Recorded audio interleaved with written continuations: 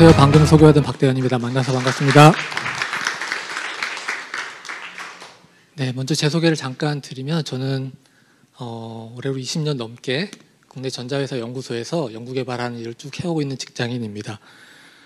제가 오늘 오다 보니까요, 도로 곳곳에 벚꽃이 아주 활짝 폈더라고요. 아마 오면서 보셨을 텐데 그렇게 아름답고 멋진 꽃이 핀 이 날, 그 꽃보다 더 아름다운 우리의 남은 인생을 준비하기 위해서 이 자리에 오신 여러분들 모두를 환영합니다.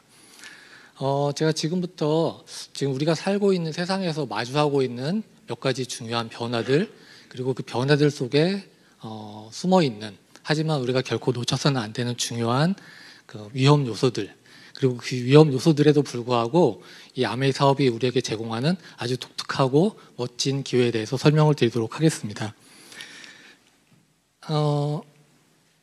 먼저 첫 번째로 말씀드릴 변화의 그 테마는 인공지능 기술에 대한 내용입니다. 아마 인공지능에 관해서는 최근에 뉴스나 보도를 통해서 너무 많이 들으셔가지고 아마 인공지능 그 무엇인지 정확하게 정의하기는 조금 어려울지 몰라도 많이 들어보셨을 거라고 생각되는데요. 특히나 최근에 이것 때문에 아주 굉장히 많이 관심들을 가지셨을 것 같아요. 모르시는 분들 또 있으실 수도 있을까 봐 잠깐 말씀드리면, 이 챗 GPT에다가 사진을 업로드를 하고 그 일본의 유명한 애니메이션 스튜디오인 지브리 스타일로 바꿔줘, 이렇게 명령어를 입력하면 이렇게 보시는 것처럼 아주 근사한 그 애니메이션으로 변형을 해주는 거죠. 이게 전 세계적으로 너무 많은 사람들이 이용을 하다 보니까 그 유료 사용자가 요거 때문에 5배가 증가했다고 하더라고요. 그 정도로 많이 이제 관심을 받다 보니 이 서비스를 운영하고 있는 그 챗GPT를 운영하는 오픈 AI의 CEO인 이 샘 울트만이 본인 스스로 이렇게 사진을 이미지로 바꿔가지고 업로드를 해서 더 많이 화제가 되기도 했는데요. 그래서 저도 한번 바꿔봤습니다. 제가 해보니까 이게 실물보다 더 나은 것 같은 느낌도 들고, 그죠? 한 번씩들 해보시면 좋은 경험이 되지 않을까 생각이 드는데, 아무튼 이렇게 인공지능이 좀 더 친숙한 모습으로 우리 삶에 많이 다가오고 있는 것 같아요. 사실 이 인공지능 기술은 뭐 짧게는 5년, 길게는 10년 그 이전부터 그 뭐 큰 대기업이나 혹은 엔지니어들 사이에서는 많은 관심과 투자가 이어져 왔던 분야인데요. 하지만 사실 그 당시만 하더라도 이렇게 코딩을 할 줄 아는 소프트웨어 엔지니어들이나 그 기업들에게만 관심이 많이 있었어요. 그런데 이 기술이 점점 발전하다 보니까 이 기술의 최하층부터 점점 쌓아 올려져 가지고 지금은 이렇게 보시는 것처럼 아마 작아서 잘 안 보이실 텐데 수많은, 우리가 이제 스마트폰의 앱으로 다운을 받거나 아니면 노트북에 그 프로그램으로 다운받은 다음에 간단히 몇 가지 사용 방법만 익히면 누구라도 편리하게 인공지능을 사용할 수 있는 그런 시대가 되었죠. 아마 여기 보시면 많이 써보신 분도 계시겠지만 챗 GPT도 있고 뭐 코파일럿 이런 거 있고요. 이미지 바꿔주는 뭐 미드저니 그런 것도 있고, 하여튼 많은 서비스들이 지금 출시되고 있습니다. 제가 그래서 그림 그리는 거에 좀 관심이 생기기도 하고, 또 오늘 이제 날씨가 좋고 꽃이 많이 피었잖아요. 그래서 제가 그림 그리는 이미지를 가지고 이렇게 명령어를 줘봤어요. 벚꽃이 만개한, 좀 어려운 말이잖아요. 벚꽃이 만개한 거리 이미지를 그려줘 했더니 한 30초도 안 돼가지고 그림을 이렇게 딱 그려주는데, 제가 이거를 그림을 아무리 확대를 해서 봐도 도무지 이게 그림인지 사진인지 구분을 못할 정도로 아주 놀라운 결과물을 만들어 주더라고요. 사진 같죠, 그죠? 예. 그래서 이렇게 점점 기술이 발전하다 보니까 우리가 이제 여러 가지 많은 변화들이 있는데, 특히 이 지식 노동에도 굉장히 많은 변화들이 생기고 있습니다. 가령 예를 들어서 우리가 뭐 인공지능이 가져올 사회 변화에 관해서 레포트를 제출하세요라고 뭐 직장 상사나 혹은 교수님이 학생들에게 이렇게 주제를 딱 줬다고 생각을 해보면, 과거 같으면 우리가 도서관에 일단 가는 거죠. 도서관에 가서 관련된 자료들을 어떤 책이 관련이 있나 다 찾고 그거 이제 쌓아놓은 다음에 해당 분야 다 발췌하고 정리하고 내 생각 더해서 리포트를 써보셨잖아요. 그렇게, 그렇죠? 그렇게 그런 시대를 살다가 이런 활자화된 정보들이 점점 디지털로 전환이 되면서 굳이 도서관에 가지 않더라도 그냥 집에서 간단히 검색하고 정리하는 것만으로 일할 수 있는 시대를 현재까지 살아왔는데요.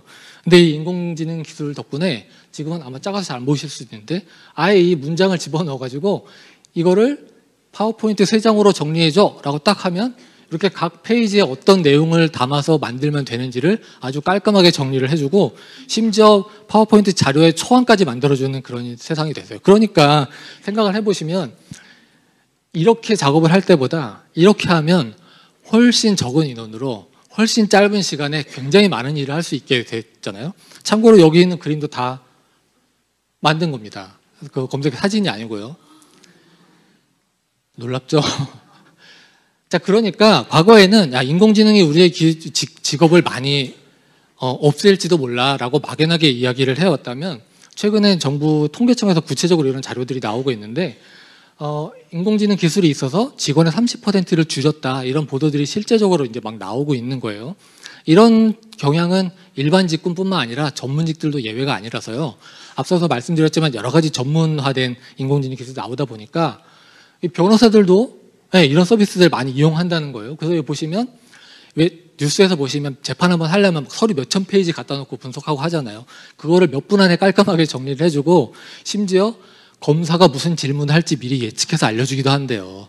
그러니까 예전에는 변호사 사무실 차려가지고 10명씩 모여서 일하던 거를 한두 명이 일을 할 수 있으니까 여기도 굉장히 많은 변화가 있겠죠. 그리고 심지어 며칠 전에는 빌 게이츠가 이런 얘기 했는데요.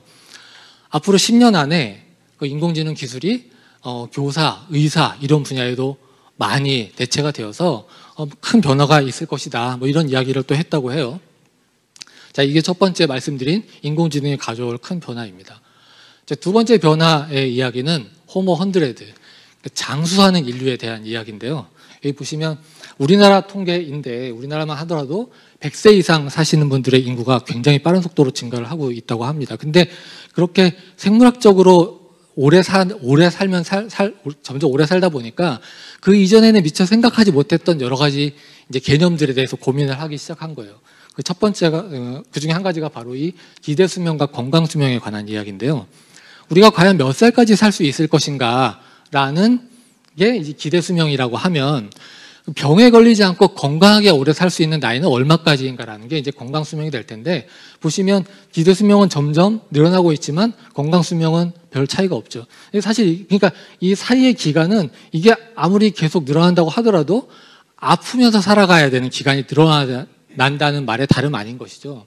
근데 제가 이게 자료가 좀 오래전 자료라 최근 자료가 뭐가 있나 하고 우리나라 통계청 자료 들어가서 한번 찾아봤더니 20년 동안 여기 보시는 것처럼 기대 수명은 계속 늘었지만 건강 수명은 별 변화가 없다는 추이는 여전히 확인되고 있더라고요. 자, 그러다 보니 과연 우리가 그렇게 죽을 때까지 경제 활동은 계속 할 수 있는가? 라는 이제 질문들이 등장하면서 또 이 경제 수명이라는 용어가 등장했는데 이게 이제 증권사 자료인데 100세 시대에 경제 수명 81.8세라고 이야기를 해요. 근데 제가 아무리 생각을 해봐도 경제 수명 81.8세가 별로 이렇게 체감적으로 와닿질 않아가지고 이것도 물어봤어요. 그래서 우리나라 국민의 기대 수명과 경제 수명을 좀 표로 정리해 줄래? 했더니 깔끔하게 바로 답을 해주더라고요. 여기 보시면 여기랑 똑같죠? 83.6세 기대 수명 전체. 근데 경제 수명은 약 60세에서 65세라는 거예요. 그러면 우리가 뭔가 법적 정년인 60세까지 일을 하더라도 그 이후에 우리가 아직 경험해 보지 못한 그 세상이 우리를 기다리고 있는 거잖아요. 그러다 보니까 많은 사람들이 이제 연금에 대해서 관심을 많이 갖게 되는 거죠. 그리고 연금은 뭐 기초연금, 국민연금, 개인연금, 뭐 퇴직연금 이런 것들이 있지만 가장 근간이 되는 플랜은 역시 국민연금이기 때문에 많은 사람들이 국민연금에 관심을 갖는데 잘 아시다시피 국민연금이라는 게 과거에 설계될 당시에는 미처 예측하지 못했던 엄청난 인구 감소를 겪고 있다 보니까 이게 과연 지속 가능한 거냐? 이런 의문들이 많이 나오게 됐고 그래서 이거에 뭔가 변화가 필요하다는 얘기는 많이 있었지만 이게 각 세대별 이해관계가 너무 첨예하게 부딪히다 보니까 이게 잘 개편이 안 됐죠. 이건 사실 각 나라마다 다 마찬가지라서 국가주도의 그런 연금 플랜들은 다 진행이 되고 있는데요. 보시면 각 나라별 연금 보험률을 보면 영국 같은 경우는 소득의 25%를 연금으로 달달이 낸다고 해요. 그리고 OECD 전체 평균이 18.2%인데 우리나라는 현재까지 9%를 내고 있거든요. 근데 이 상태로 가서는 연금이 금방 바닥나서 안 될 것 같다라고 최근에 이제 정치권에서 합의가 이루어져가지고 이게 우리나라도 미국과 같은 13% 정도 수준으로 이제 늘렸다고 합의가 됐다고 보도가 나왔어요. 그럼 이렇게 13%까지 늘면 과연 이 연금을 얼마나 더 오랫동안 받을 수 있는가를 제가 찾아봤더니 원래 기존에는 2055년이면 기금이 소진 예정이었는데 이걸 바꿔가지고 약 한 9년 정도 늦췄다고 보도가 되었고, 거기에 뭐 여러 가지 그 보완하는 프로그램들이 조금 더 작동이 되면 한 2071년까지 늘렸습니다. 뭐 이렇게 얘기를 했단 말이에요. 근데 물론 연금 소진 시점을 뒤로 늦추는 거는 굉장히 좋은 일이고 바람직한 일이긴 한데, 저는 여기서 어떤 생각이 들었냐면, 지금이야 연금 총액이 사상 최대를 찍고 있으니까 이런 논의라도 가능하지만, 이게 향후에 눈에 보이는 속도로 점점 빠르게 기금이 고갈될 때 과연 우리의 다음 세대들이 이거를 낼 것인가, 그런 생각을 저는 하지 않을 수가 없었어요. 그래서 뭐 앞으로도 이 부분에 대해서는 많은 조정이 필요하지 않을까, 뭐 그런 생각이 들었는데, 자, 그래서 제가 한 가지를 더 질문을 해본 거죠. 과연 우리나라 국민연금 받는 사람 중에 부부가 각각 그래도 한 100만 원씩 받는 사람들은 얼마나 될까?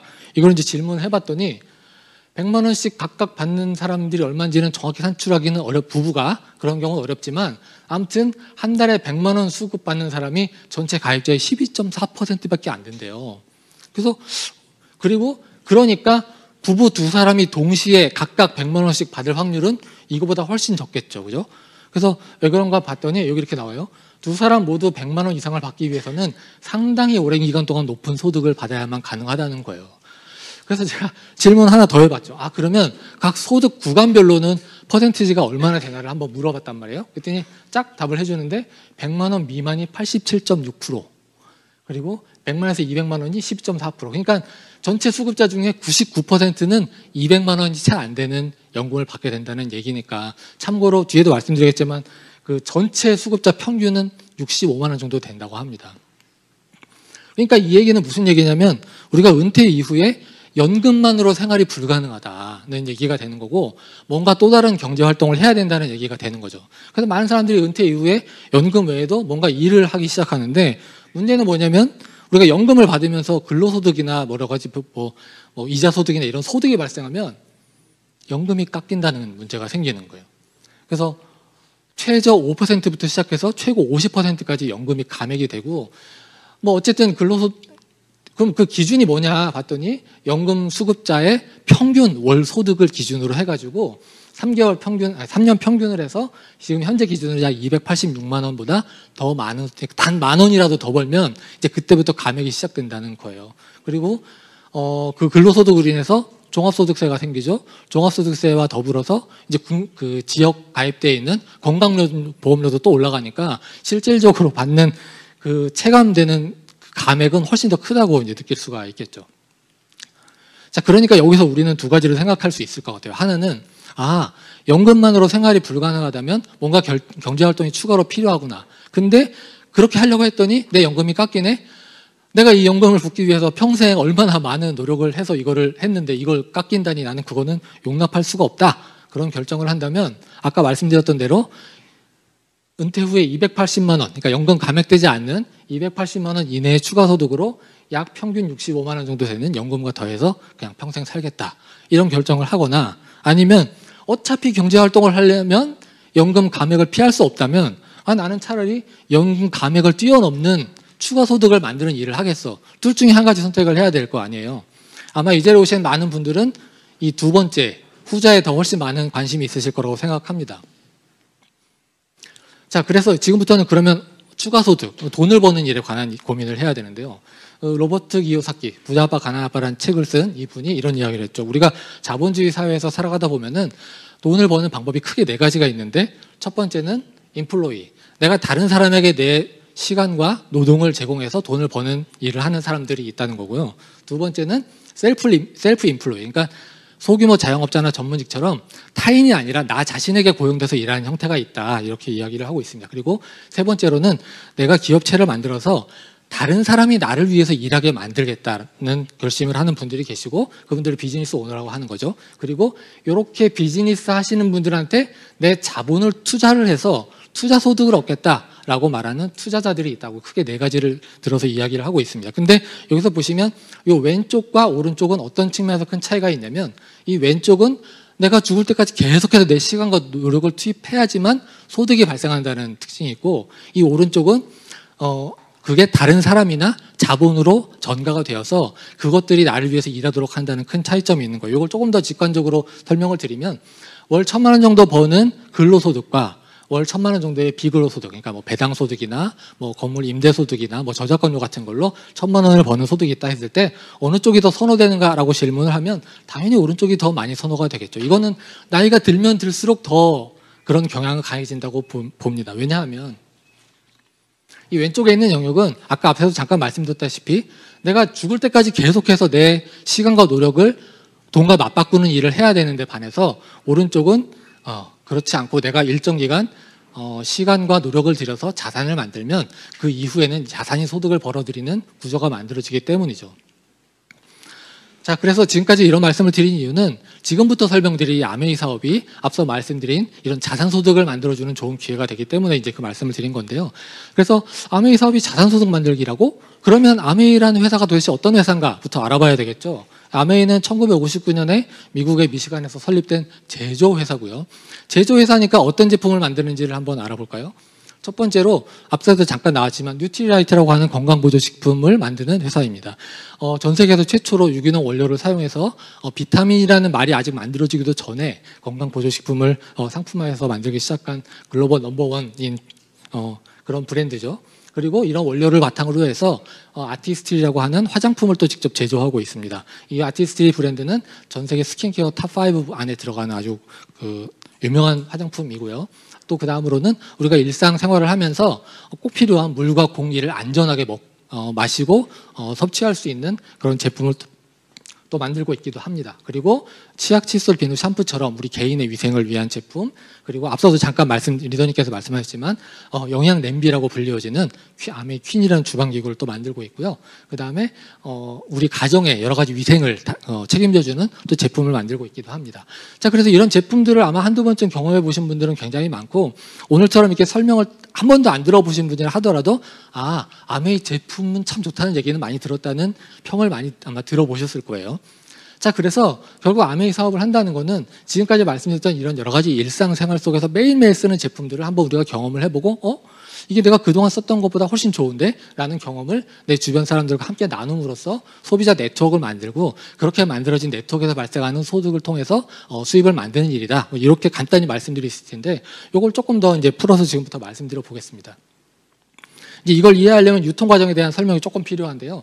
가령 예를 들어서 어떤 회사가 치약을 만든다고 생각을 해보면 공장을 열심히 돌려서 치약을 만들었어요. 그러면 우리가 생각할 때 광고를 하고 총판, 도매, 소매를 거쳐서 소비자들에게 전달이 되는 거죠. 이 일련의 과정을 우리가 보통 유통이라고 하는 건데 이런 유통 과정 덕분에 우리 같은 소비자들은 제품 하나하나 필요할 때마다 공장에 일일이 찾아다니지 않아도 손쉽게 제품을 구매할 수 있지만 그로 인해서 우리는 이 중간에 들어가 있는 많은 유통 비용을 소비자인 우리가 부담해야 되는 이제 그런 상황이 되는 거죠. 그런데 아메이 같은 경우는 이렇게 제품을 만든 다음에 앞서 보셨던 광고, 총판, 도매, 소매를 일절하지 않고 소비자에게 직접 전달하는 방식을 채택을 하게 됐고 그러다 보니 이 중간에서 발생했던 많은 비용들을 소비자에게 전가하지 않아도 되는 그런 플랜을 준비하게 됩니다. 자, 그래서 그러면 그런 방식으로 비즈니스를 해서 얼마나 많은 매출을 올리고 소비자들에게 어떤 기회를 제공하고 있는가, 이걸 이제 우리나라에서 영업하고 있는 한국 아메이를 기준으로 설명을 드리면 작년 1년 회계연도 기간 동안에 약 1조 400억 정도 되는 매출을 올렸고요. 그중에 3,422억이라는 돈을 기존의 광고 유통 비용에서 빼서 소비자들에게 전달할 수 있는 재원으로 마련을 하게 된 거예요. 자, 그래서 이걸 좀 더 구체적으로 설명을 드리면 앞서 말씀드린 대로 기존의 유통은 20%의 제조 원가에 80%의 광고 유통 비용이 더해져서 소비자에게 전달이 됐다면 아메이는 이 비용을 다 걷어냈기 때문에 아낌없이 연구 개발을 하고 좋은 원료를 사용해서 40%의 원가 비중을 드릴 수가 있게 된 거죠. 그 덕분에 아주 고품질의 제품을 만들 수가 있게 되었고요. 그리고 이 30%의 비용은 회원에 가입하신 분들에게 할인을 해줄 수 있는 여유가 생겼습니다. 그리고도 남는 이 30%를 바로 기금으로 적립했다가 우리 같은 소비자들에게 이제 보너스로 지급을 하게 되었는데요. 이 보너스에 대해서 잠깐 더 상세히 설명을 드리면 이 보너스는 다시 21%의 보너스와 9%의 보너스로 구분해서 지급을 하게 되고 이 21%의 보너스는 내가 얼마나 이 매출에 기여를 했는가는 노력에 근거해서, 그리고 9%는 다른 사람들이 얼마나 성공하도록 도와주었는가라는 기준을 가지고 보너스를 이제 지급하게 된 겁니다. 이 9%는 오늘 시간 관계상 생략하도록 하고 일단 오늘 21% 보너스에 대해서만 설명을 드릴 텐데, 이 보너스 같은 경우도 요즘 이제 불경기라고 막 얘기하잖아요. 그러니까 막 각 기업들마다 여러 가지 그 긴축 경영들 하는데, 우리 아메이도 경기가 이렇게 어려우니까 보너스 플랜을 조금 바꾸겠습니다, 이런 게 아니라 창업 이래로 지금까지 한 번도 이런 플랜을 바꾸지 않고 동일한 원칙으로 지금까지 쭉 보너스를 지급하고 있는데요. 여기 보시면 점수가 있잖아요. 아메이에서 취급되는 모든 제품에는 다 점수가 있죠. 그래서 이 점수를 만드는 데 있어서 내가 기여한 나의 점수에 내가 정보를 전달해서 만들어진 네트워크 점수를 다 합산해서 보너스를 지급한다는 게 기존 유통과 굉장히 독특한 차이점을 만들어내게 되는 겁니다. 자, 그래서 이걸 간단히 예시를 들어 설명을 해드리면요. 오늘 이 자리에 처음 오신 분들을 나라고 하고, 여러분들이 이 자리로 안내하셨거나 또 정보를 주신 분을 S라고 하고, 여러분들이 이제 설명을 들어보시고, 아, 내가 기존에 알던 거랑 좀 다르구나 라고 생각을 하셔서 두 분한테 정보를 전달했다고 한번 가정을 해보겠습니다. 그러면 각각 여러분들이 아메이라는 사이트가 있으니까 다 각각 회원 가입을 하시면 되고, 가입하셔서 각자 필요한 것들을 20만 점 정도씩 소비했다고 한번 가정을 해볼까요? 그러면 앞서 말씀드린 대로 요 전체 그룹이 받는 보너스는 얼마가 될까 계산을 해보면 다 더하면 80만 점이 되겠죠. 근데 80만 점은 앞서서 6% 구간에 해당하기 때문에 금액으로 따지면 이제 48,000원이 되는데요. 이 48,000원을 어떻게 배분할 것인가가 굉장히 중요한 문제가 되겠죠. 근데 아메이는 나중에 가입하신 분들의 몫을 먼저 돌려드리고 남는 걸 소개한 분들한테 전달하는 방식을 택하기로 합니다. 그래서 이제 여러분들을 중심으로 다시 한번 생각해 보면 이제 다 더하면 60만 점이죠. 그리고 60만 점은 아까 6%에 해당하기 때문에 이제 36,000원의 보너스가 발생하는데, 그러므로 아까 48,000원에서 36,000원을 뺀 12,000원이 S라는 분의 보너스로 지급이 되는 거죠. 자, 그럼 여러분도 마찬가지겠죠? 나중에 가입하신 분들은 각각 소비만 하시고 정보 전달 안 하셨으니까 소비에 해당하는 소비 점수 6,000원씩 보너스를 지급하고 나면 남는 게 24,000원이니까 24,000원이 여러분들에게 지급이 됩니다.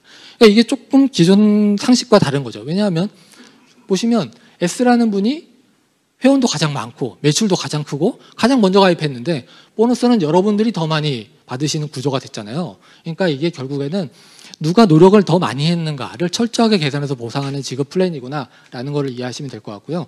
그럼에도 불구하고 앞에 S라는 분이 나보다 먼저 시작했으니까 나보다 뭔가 더 유리하지 않겠어?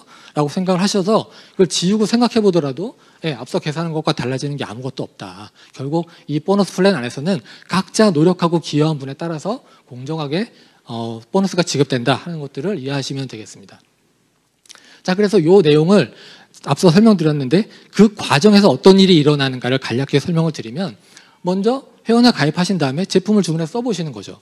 이게 주변에서 하도 아메이 제품 좋다고 하는데 진짜 좋은가, 기존에 쓰던 것하고 좀 비교도 해보시고 열심히 써봤더니 아, 정말 제품이 너무 좋구나. 그래서 그 좋은 제품을 나만 쓰는 게 아니라 내 친구, 동생, 친척들과 조금 알려서 야, 내가 써보니까 정말 좋던데? 라는 정보를 같이 나누게 되는 거죠. 그랬더니 이제 앞서 말씀드린 대로 보너스가 살짝 생긴 거죠. 그래서 아, 내가 보너스를 받았으니까 내 친구들도 보너스를 받으면 좋겠다라고 해서 이제 알려드리면 이렇게 오늘 같은 자리에 나와서 같이 공부할 수 있도록 안내를 해드리고, 이제 그렇게 하면 점점 큰 보너스를 받는 사업으로 성장을 한다. 이제 이렇게 되는 겁니다. 이 내용을 좀 더 구체적으로 숫자로 이제 설명을 드려보면요. 여러분들이 네트워크를 점점 펼치는 과정에서 여러분들이 9%의 매출을 달성하시고 여러분들이 안내한 분들이 각각 3%의 매출을 달성했다. 그렇게 하면 여러분들이 이제 브론즈 파운데이션이라고 인정을 해드리면서 약 10에서 15만 원 정도의 현금 캐시백을 해드리고 추가적으로 선물도 또 지급을 하게 되죠. 자, 이게 시간이 조금 더 지나서요, 여러분들이 15% 네트워크로 성장을 하고 그때 여러분의 친구들이 각각 6%의 그룹으로 성장을 하게 되면 이제 그때 여러분들을 브론즈 빌더라고 이제 인정을 하면서 이때 받으시는 보너스를 계산하면 각각의 몫을 다 돌려드리고 여러분들에게 78만 7천 원 정도의 보너스가 발생하게 돼요. 그런데 이런 매출을 달성할 때 여러분의 파트너 혼자 이걸 달성하는 게 아니라 여러분들의 파트너들이 함께 성장할 수 있도록 이런 구도로 만들면 30%의 보너스를 추가로 지급하게 됨으로써 여기 보시는 것처럼 합산 소득으로는 약 100만 원 정도의 소득이 이제 발생하게 되는 거죠. 자, 그래서 이게 어디까지 확장될 수 있는가를 이제 간단히 설명드리면, 앞서 첫 달에 말씀드린 대로 제가 먼저 경험을 하고 그 경험을 6명의 친구들한테 전달을 하게 되면 전체 소비자가 이제 7명이 됐죠.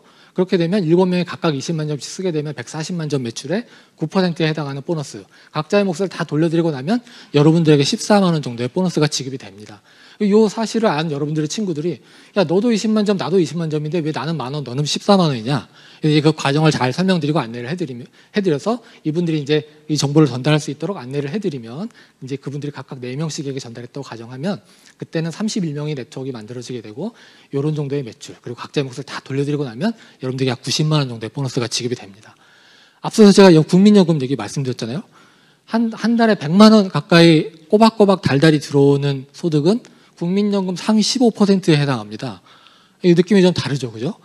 예. 그리고 이 친구들도 각자 또 마찬가지로 좀 정보를 어떻게 전달하면 되는지를 잘 안내를 해드려서 이분들이 각각 2분씩의 정보를 전달하게 되면 네 번째 달에는 79명의 소비자 그룹이 만들어지면서 전체 이만큼의 보너스 그리고 각자의 몫을 다 돌려드리면 약 230만 원 정도의 캐시백이 발생하는 거죠. 자, 다시 생각해보면 아까 200만 원 넘는 달달이 들어오는 소득은 국민연금 상위 0.7%에 해당합니다. 근로소득자가 평생 20년, 30년 납입해가지고 받는 연금 소득의 상위 0.7%에 해당하는 소득이에요. 이게 이런 느낌이 좀 남다르죠. 저도 그랬던 것 같아요.